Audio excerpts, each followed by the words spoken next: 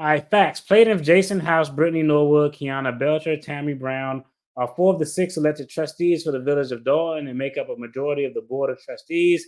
Tiffany Henyard is the mayor of the Village of Dalton. Keith Freeman is the duly appointed village administrator of the Village of Dalton. And Michael Smith, Angela Lockett, and Ronnie Birch Sr.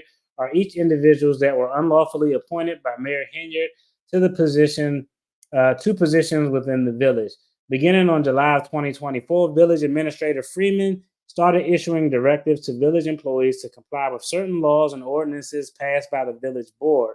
For example, Freeman noted employees that all requests from Mayor Henyard for services, documents, and deployment of resources were to be made in writing, directed department heads to remove all signage containing Mayor Henyard's name and likeness in accordance with the village ordinance, instructed department heads that all village expenditures incurred by the mayor's office must be approved by the Board of Trustees, advised the police department that the mayor's security detail had been revoked by ordinance, directed the issuance of permits to Dalton Park District that had been held up by the mayor for no legitimate reason, and advised department heads that Tiffany Henyard Care's vehicle stickers would no longer be sold by the village. That's wild that she was doing that. Upon information and belief, once Mayor Henyard learned of these actions, she began attempts to terminate Freeman as the village administrator. Mayor Henyard ordered the IT director to disable Administrator Freeman's email account so he could not conduct village business. On two occasions, Mayor Henyard ordered Janice Johnson, the director of administrative services, to draft a termination letter to Keith Freeman. On one such occasion, Mayor Henyard ordered her boyfriend and the former deputy police chief to stand outside Ms. Johnson's office so she could not leave until she drafted said letter. That's wild. They strong arming people. Ms. Johnson refused the mayor's efforts to draft a termination letter to Administrator Freeman. At the August 5th, 2024 Village Board meeting, Mayor Henyard called for a vote to terminate Administrator Freeman. No such motion was made, and therefore no action to terminate Administrator Freeman was taken.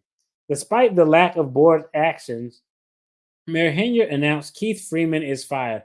On about August 12th, 2024, Mayor Henyard, personal attorney with no affiliation to the Village of Dalton, sent a letter to Ms. Johnson advising her that Keith Freeman's employment with the Village of Dalton had been terminated and requesting that she take all necessary actions to effectuate Freeman's termination.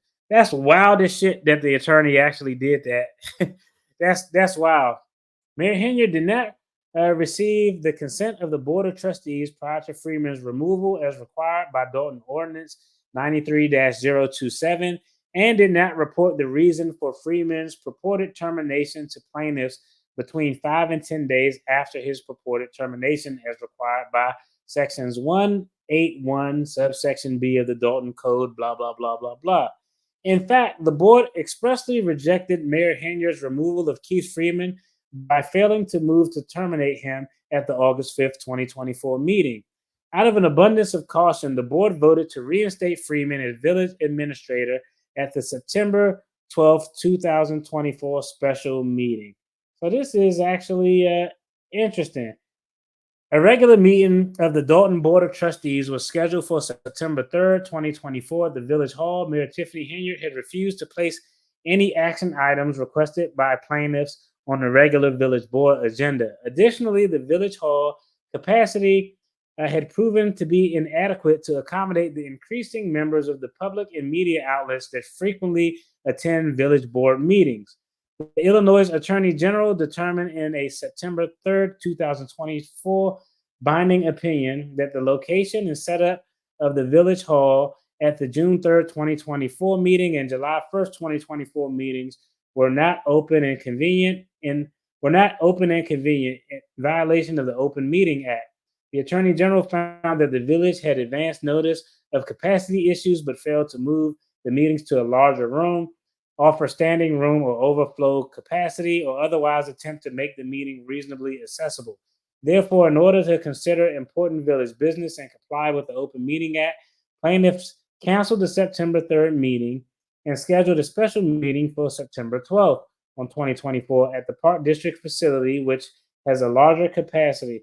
Now they cooking with Crisco. Now the trustees, hey, uh, now they're working generally as a collective group. Well, the majority of them are working as a collective group. Cooking with Crisco. That's an old ass saying. That's how y'all know I'm up there. Plaintiff provided notice and an agenda for the September 12th meeting. Mayor Henyard, trustee Andrew Holmes, trustee Stanley Brown, and several members of the public appeared at Village Hall on September 3rd. No quorum was established as required for a meeting, and the meeting was never called to order. Mayor Henyard proceeded to call for department heads report and then had her personal attorney, Bo Brentley, speak about the attack on Mayor Henyard, the corruption of the Board of Trustees, and the purported termination of Keith Freeman as village administrator. Mr. Brentley's speech was riddled with misrepresentations of the Open Meetings Act, Illinois Constitution, Illinois Municipal Code, and court orders. Mayor Henyard then stated she was appointing Lakeside Legal and attorney Angela Lockett as the village attorney. Mayor Henyard then stated she was appointing Michael Smith as the new village administrator. She then represented that the village had a new village attorney and village administrator. No vote was taken by the Board of Trustees on the appointment of Lockett and Smith. Plaintiffs have now been presented with and have not consented to the appointments of Lockett as village attorney or Smith as village administrator. Since September 3rd, 2024, Lockett has issued correspondence purporting to be the village attorney and requested, among other things, the litigation files to be turned over to her office. Since September 3rd, 2024, Smith had cleared out Freeman's office and has changed the lock so that Freeman cannot access his own office. Smith also represented to fire the department's, Smith also represented to the fire department that their union contract that was approved at the September 12th meeting would not be honored, and an unfair labor practice has since been filed against the union, by the union against the village. Man, hey, I'm with the fire department, man. Fuck that, they getting screwed over or trying to get screwed over again. The September 2024, Mayor Henyard purported to appoint Ronald Burge Sr. as new chief of police. This did not occur during the open meeting, and the Board of Trustees did not vote to consent to this appointment. Plaintiffs have not been presented with or consented to the nomination of Ronald Burge Sr. as police chief. Defendant Burge has held himself out as police chief, taking a police department vehicle as his own and giving directives to Dalton police officers. Legal standard. That's just the legal standard for a temporary restraining officer. Essentially, 1, to clearly ascertain the right need of protection. 2, irreparable injury in the absence of an injunction. 3, no adequate remedy at law exists. And 4, the likelihood of success on the merits. This is well written, though. Argument. Plaintiffs have a clear and ascertainable right. Okay, and then in the argument that supports their clear and ascertainable right, they essentially outline the numerous village codes that essentially outline language that says, with the consent and advice of the Board of Trustees, by and with the advice and consent of the City Council or Board of Trustees. With regard to prong 2, irreparable injury will occur in the absence of injunctive relief. And it says, irreparable harm, this is a court case citing. Irreparable harm does not mean an injury that is beyond repair or beyond compensation damages, but rather denotes transgressions of a continuing nature. Let's get down. Okay, here's where the argument is. Plaintiffs have established their protected interest and consent to the appointment of the village attorney, village administrator, and police chief, and as a protected interest in the procedure for the removal and restoration of the village administrator. Angela Lockett, Michael Smith, and Ronnie Burge Sr. were not properly appointed and therefore have no authority to conduct village business or act in a manner on behalf of the village. Nonetheless, these individuals have been holding themselves out as duly appointed village officials, issuing directives, advising employees that Keith Freeman has no authority, and causing mass chaos, confusion, and frustration amongst village staff to the detriment of the citizens of the village of Dalton. I think the biggest thing here that they didn't add is It's with all of them, but especially with the police chief. You have a citizen acting as a de facto government state law enforcement authority. That'll be a big ass lawsuit. So shout out to them. They didn't make that point, but that's another point. And with prong three, plaintiffs have no adequate remedy at law. A remedy at law is considered inadequate when monetary damages cannot compensate the injury. That's impossible in this case because these guys are trying to enter into contracts, determine budget items, monetary policies, and things like that. So I think that's a good argument. It says plaintiff's statutory right to consent to appointment and removals cannot be measured monetarily, and plaintiffs have no adequate remedy to her repeated ongoing violations of municipal law. Four is plaintiffs will likely prevail on the merits, what I think is obvious. Plaintiffs are seeking a declaratory and injunctive relief, blah, blah, blah. Yeah. So, hey, that's actually dope. I know. I think that's actually dope. That was a very, very well written temporary restraining order. I think it was dope that they wrote it out. I love y'all, but I'm not backtracking through all of those comments. I missed a lot. I missed a lot, but it's getting late. But I think that was a very well written restraining order. It was very detailed. Um, it hit all of the points on the head. That's why the court fucking granted it. And hey, shout out to the board of trustees for actually doing something that that was productive for the citizens. Embarrassing how Tiff be flaunting that lady husband around as her daughter's father. Hey, people, if you don't got no morals when it comes to the residents of the town that you are mandated to perform in their best interest, you ain't gonna have no morals or responsibility for anybody else. Yeah, the alphabet boys and girls come help Thornton Township sooner. They coming, they en route. It can take years to investigate. Frankly, it would not be a surprise to me to go well into 2025 before anything else is done. Once they have proof of illegal activity, and normally it's generally, I don't know in all cases, but I know where I'm at. There's generally, and I saw this in news articles to confirm it, but generally they have kind of a we don't want to fuck with people 60 days inside 60 days of an election. So I anticipate that there's going to be something that happened prior to the election occurring. That's me personally. Again, we have to be mindful. We all agree Tiffany is unethical, but it's a matter of how much.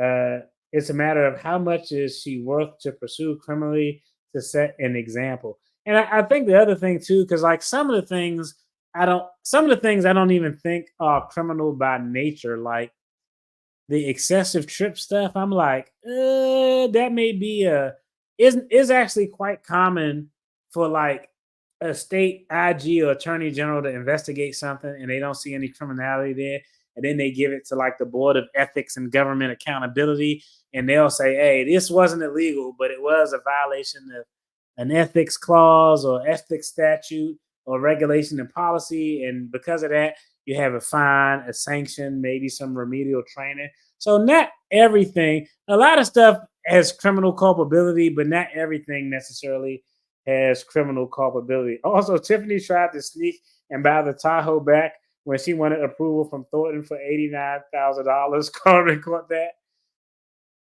That's funny. The attorney knew her appointment was not legal. Nor since she was out of state, the reality, how much did she pursue the ordinance of a township to give any sound legal advice? She looked like a figurehead lawyer. Yeah, lawyers are good at even me. I just told somebody else. I said today, somebody said something in a room full of attorneys, and I was like, whoa. I think they said I didn't even think of that. It was a it was a problem and a solution was given, and their response was, I never even thought of that. And my thought immediately, I was like, yo, you never say I never thought of that in a room full of attorneys. You say, hey, we're exploring all alternatives. That's one of the alternatives. But I mean, you say anything, but I never thought of that. But attorneys are good at they the saying is, you know what I know, I what I know, you know what I know what I know. but you'll never know what I don't know. That's kind of the general saying how it goes. Like, hey, I need to do some more research on that. Yeah. Yeah, if Tiffany don't go to prison, some community service hours at that skatery, scraping the gum up. Hey, shout out to that's why I want the arrest to occur. I want the arrest to occur at the skating ring during the holidays, sometime in November or December. That's funny. Yeah. It wasn't ethical for Tiff to mention Carmen and Keith Freeman had relationships allegedly at the meeting last night. Damn, that shit juicy. We're gonna dive into that tomorrow. I know tomorrow is Thursday night football, but one, I'm not a Cowboys fan, and two, they probably gonna lose. I'm gonna just be honest with y'all. Don't come at for me, Cowboy fans. Did she give the Tahoe to the fake chief, or was it really giving it back to the dealership? I'm assuming that it probably went to the fake chief. But yo, shout out to y'all. I appreciate everybody that tuned in to this. And shout out to y'all for giving me the info on the temporary restraining order. Y'all actually saved me from making a separate video about it. I might just pull that out and do something separate since that was kind of new or breaking. But tomorrow we'll probably dive in to the actual shit show or meeting that occurred this week. Friday, I'm going to have a guest on the channel. It was a guest I had on before. She has some financial expertise, and we're going to talk about Adrian Peterson, former NFL player, NFL Hall of Famer, made $100 million, is going broke. And we're going to talk a little bit about GoFundMe culture and how to avoid it. We're going to look at some interesting stories, some interesting going on in the news, some scams, some things related to money. But the big thing is she's kind of an expert, and she is an expert when it comes to the insurance side of the game. So we're going to talk about that, dive into that as well. I appreciate all y'all for tuning in. Yo, y'all take care. Have a good day. Be blessed. Let me see. Go through these. All right. I wanted to make sure I got everything. Y'all have a good one. Be safe. Good night, y'all. Peace.